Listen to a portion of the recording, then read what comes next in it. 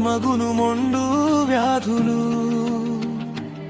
ఒత్తిడి ఆందోళన తగ్గి ఆనందంగా ఉండు.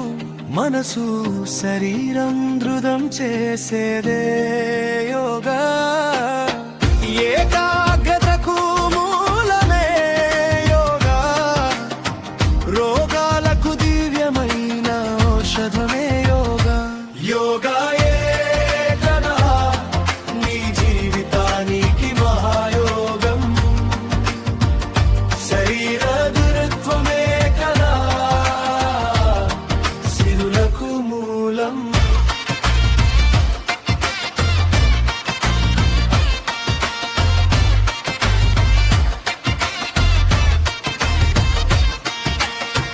నూరు 96 సూత్రాలు